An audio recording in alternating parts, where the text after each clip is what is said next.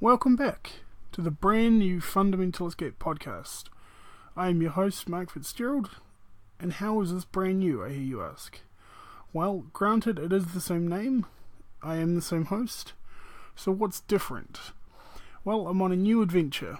I'm hijacking the old name and I'm repurposing it with a brand new quest. Like all quests, it starts with a compelling question. What are we fundamentally escaping this time? An ordinary, boring, and mediocre existence, that's what. This is a dive into new territory, exploring new and compelling questions that will hopefully take us into an inspiring new vision that elevates us into a life worth living. That's my hope, and all kidding aside, it's a big vision, I'll admit that, but keep in mind that while my voice is what you'll be hearing on this podcast, my intention is that the wisdom of those who have been on the path longer than I have will seep through. That's actually my first thought, something I'm currently in the process of discovering. If you want to become successful, learn to marinate in the same environment as those you aspire to be like. Environment is everything. It's the right environment that causes trees to grow and wildlife to thrive. Each of us are born into an environment. For better or worse, we breathe the air and inherit the values of those around us. So why do some people get beyond what they were handed, while others remain captive to it? Honestly, I don't even have a sufficient answer to that question, but what I do know is that pressure creates diamonds, suffering shapes us, and which direction seems to be a result of sheer human will. We don't choose what happens to us, but we sure as hell choose how we respond. One of the most powerful tools I've found that works like rocket fuel to carry us through suffering is gratitude. A personal example in my own life is a weight loss journey that I'm currently on.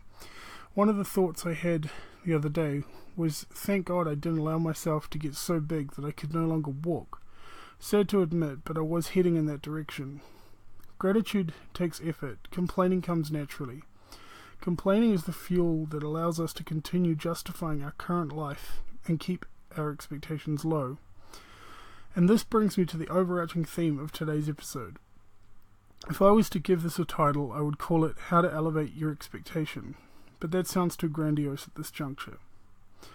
Now, to illustrate what I'm driving at here, I want to highlight an example that is very personal to me, and that is the subject of mental health. I was diagnosed with bipolar about 10 years ago, and I've had a handful of hospital stays over the last decade. To the uninitiated, bipolar generally manifests in two forms. Extreme highs known as mania and extreme lows commonly known as depression.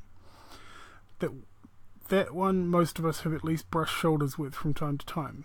Mania, on the other hand, is a different beast altogether. The easiest way to describe it is a slow-moving escalator into a world beyond this one, much like Narnia or Middle-earth. The problem with elevating into a state of mania is that more often than not you are the last one to find out. While others around you are seeing this bizarre version of you that is not quite right, you feel on top of the world and often look at others like they are disconnected from reality. It comes on in waves and you elevate slowly like a frog in a pot of boiling water. Before you know it, you're cooked. So every time you go higher, that new level recalibrates you to become your new normal. With this framework in mind, I'd like to swap out the concept of mania and going manic and replace it with the idea of raising expectations and expanding our belief in what's possible with this finite existence we find ourselves in. How can we put ourselves into a state where our expectation and belief about what we can achieve is growing and thriving at a healthy rate? How can we set our lives on a course that lifts us beyond the ordinary into a place that could go as far as inspiring others? One thing I can say for sure is a successful journey starts with knowing your current destination. Going back to the example of this weight loss kick that I'm on, at the beginning of the year I made a choice that I was going to start to make health and well-being a priority. This meant getting clear and precise perspective of where I currently stood. In other words, how far gone was I? So, it turns out that neglecting reality often leads to a delusion of reality. Suffice it to say that I was not the starting weight that I had imagined I was. But once I found the courage to face the truth, I at least had a starting point.